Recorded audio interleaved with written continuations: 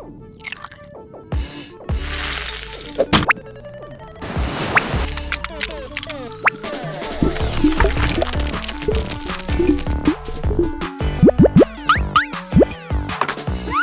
calls to save Earth. もしもしもしもしもし Green forces, do you copy?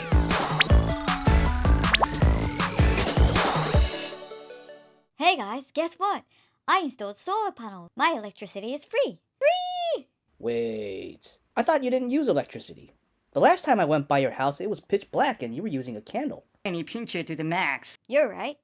I had an epiphany the other day. If I put solar panels on everything, and when I say everything, I mean cars, roofs, windows, smartphones, literally everything, I'll be able to save more money. Well, here's the problem. The Achilles heel for solar panels is that it's heavy, not very flexible, and you need experts to install it for you. It's not that easy. Well, I do remember seeing a solar panel that you can stick onto anything at CES. Whoa, you went to CES?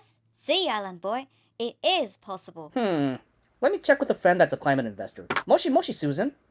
So I am really excited to talk to Joel Jean, who is co-founder and CEO of Swift Solar, a company that's right at the heart of this work, to hear more about what solar can still do for climate change and what Swift is doing to completely revolutionize solar. Welcome, Joel.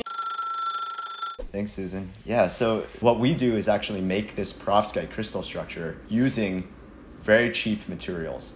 So we take metal salts or organic salts and we combine them.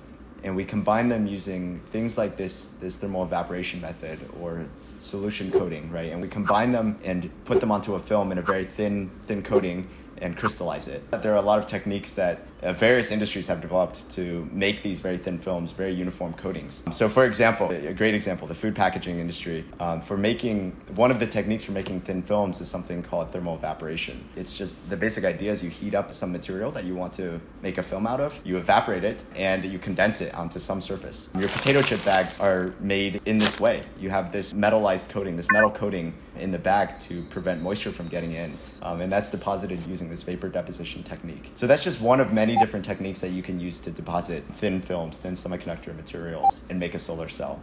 So fundamentally, we want to make solar the obvious choice for powering all kinds of things, not just the grid, but all kinds of things directly, anything from cars and trucks and buses to consumer devices, to satellites and all kinds of surfaces. So we can get more into that as we go forward. I'm extremely excited about solar on cars as well. So EVs are becoming huge. They're taking off in the market. They're becoming more efficient, meaning they can go farther for every kilowatt hour of energy. And solar is getting more efficient.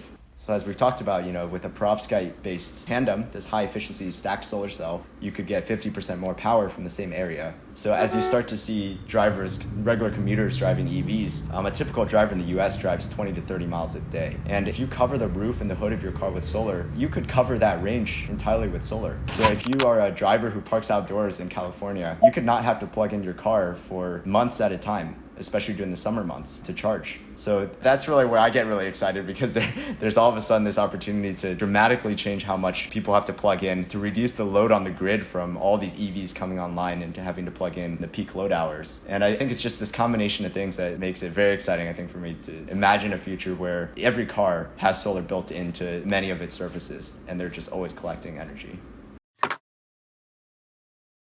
Solar is now about 3.5% of the world's electricity and also the US electricity. But if you look kind of farther down the line, we're looking at leading energy system models today expecting 30 to 50% or more in many cases of global electricity coming from solar in the next couple of decades. If you look at the history of solar, the first report of a silicon solar cell was in 1941. Right, and it was less than 1% efficient at converting sunlight into electricity. In 1954, at Bell Labs, there was the first modern solar cell, 6% silicon solar cell. And now the record today is about 26%, just over 26% efficient. So in a way, this solar story has been 80 plus years in the making, just steadily improving. And today in the climate community, we've seen a lot of excitement about how solar's gotten so cheap over the last 5 years to 10 years, but it's really been this trajectory over the last 80 years where we've seen the cost of solar drop by 1,000x. So anyway, the goal is to get to 30 or 50+% of electricity from solar.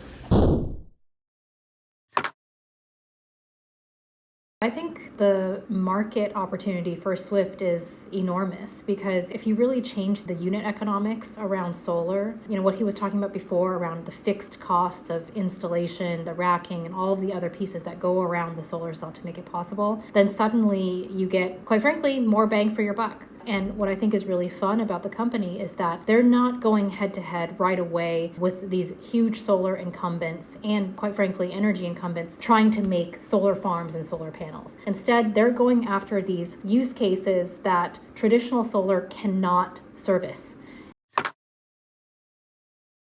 A lot of people misunderstand the solar opportunity and think solar is done, even though it's only at 3% of global penetration. And so there's a narrative challenge for them. And then there's just, quite simply, there's a scientific challenge. One of the challenges around perovskites is their stability. And their stability not only across time, but also across surface areas. And so they're really on the bleeding edge in terms of the research front of this. And so that's also a challenge that they're facing. And so I think it's incredible to be able to get up every day and kind of slay the dragon, so to speak, every single day.